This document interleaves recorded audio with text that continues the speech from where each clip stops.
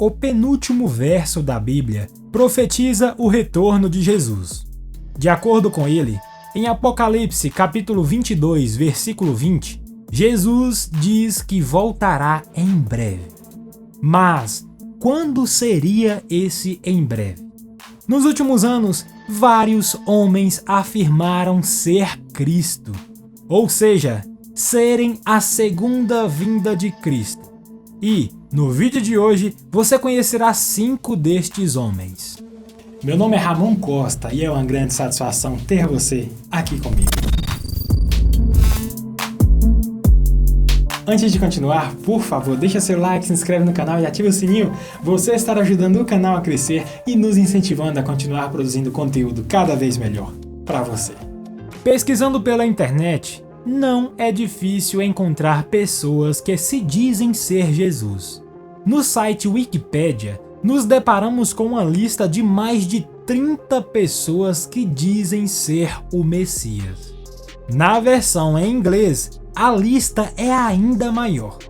Absurdo ou não, essas pessoas afirmam com convicção que são a segunda vinda de Cristo. E há muita gente que acredita nelas e até mesmo as idolatra. Vamos começar com Álvaro Thaís, que ficou conhecido como Álvaro Henrique Cristo. Álvaro Henrique Cristo Thaís nasceu em Indaial no dia 22 de março de 1948 e é um astrólogo brasileiro que se autoproclamou a reencarnação de Cristo. Ele ganhou notoriedade após aparecer em dezenas de programas de televisão se apresentando como a reencarnação de Cristo. E recentemente afirmou que não se surpreende com a pandemia, pois, de acordo com ele, a pandemia seria um sinal da sua volta, ou seja, do retorno de Cristo. Ele diz que obedece a uma voz que escuta desde os 5 anos. Aos 13, a pedido dela, saiu da casa dos pais adotivos em Santa Catarina e foi morar na rua. Viveu de bicos como astrólogo e garçom. Aos 31, jejuou por 4 dias. Foi quando Deus abriu o jogo. Ele era Jesus e deveria mudar o nome para Henrique Cristo. Sua missão era pregar o amor, ajudar a pessoa a pensar por si mesma sem ser escrava de uma religião. Em 1982, juntou uma multidão numa praça em Belém e seguiu até uma igreja. Ele arrancou o boneco de Jesus da cruz e atirou-o no chão. E, como punição, passou 1 mês preso, acusado por desordem. Com a fama, Henrique viajou dentro e fora do Brasil, ganhou adeptos e financiadores. Hoje tem 73 anos de idade e, antes da pandemia, vivia com a agenda cheia e morando numa grande e confortável chácara em Brasília, onde está a sede da Suprema Ordem Universal da Santíssima Trindade. Lá, relações e carne vermelha são proibidos. As 15 discípulas administram o lugar e gravam músicas de louvor a ele. Vissarion. Sergei Anatolyevich Torop nasceu em 14 de janeiro de 1961, na cidade de Krasnodar, Rússia, e é conhecido por seus seguidores como Vissarion, um místico e líder religioso russo. Por 1 ano, difundiu os ensinamentos de seu livro O Último Testamento de Cristo. Arrebatou os seguidores e, em 1992, eles instalaram sua terra prometida na vila de Petropavlovka, na Rússia. Torop era casado e trabalhava como guarda de trânsito. Com a crise após o fim da União Soviética, perdeu o emprego. Após isso, se autoproclamou: Eu sou Jesus. Adotou o visual de Messias e, aos poucos, os discípulos ergueram a comunidade, que produz a própria comida. As garotas são educadas para a vida doméstica. As mulheres foram feitas para seguir o marido, diz uma discípula no documentário Eu Sou Jesus, de Heloísa Sartorato e Valéria Gudenos. Visarion, tratado como o professor, orienta as esposas a eventualmente aceitar outra mulher na casa, e todo crente deve doar 10% dos ganhos à igreja. Afirmam que Visarion tenha entre 10 mil a 50 mil fiéis por todo o mundo. David Shayler nasceu dia 24 de dezembro de 1965 em Middlesbrough, Inglaterra, e é um ex-agente secreto britânico que afirmou ser Jesus. Posteriormente, provocou um tremendo espanto no Reino Unido ao aparecer vestido como mulher.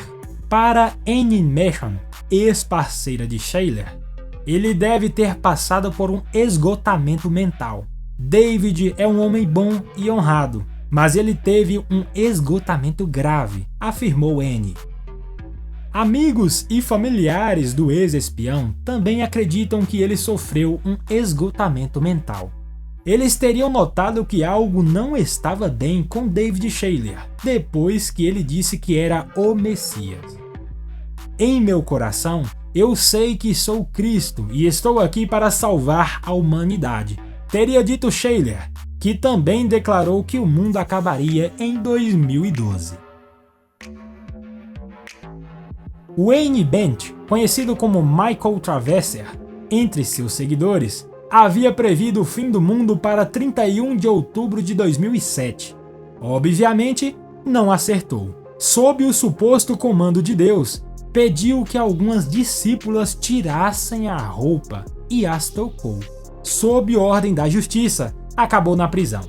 Sua trajetória religiosa começou em 1989, quando convenceu alguns adventistas a abandonar a igreja e segui-lo numa vida sem pecados. Mas, de acordo com ele, foi no ano de 2000 que ouviu Deus dizer que ele é o Messias. Tempos depois, afirmou que teve relações com duas de suas fiéis por ordem divina. No mesmo ano, os discípulos o acompanharam até uma casa no Novo México. Lá, poderiam sobreviver ao fim do mundo. No período de reclusão e espera, Traverser afirma que era guiado pela voz dos céus. Em rituais de cura, a voz dizia a ele para despir algumas garotas e tocá-las. E elas acreditavam no poder do líder, pois afirmaram sentir paz. No entanto, a exibição de um documentário sobre a seita trouxe grandes consequências a ele. Ao ouvir os relatos, a polícia agiu. Em 30 de dezembro de 2008, ele foi condenado a 10 anos de prisão por tocar nos seios de uma menor de idade, entre outras acusações. Em 2016, ele foi solto para tratar um câncer de pele.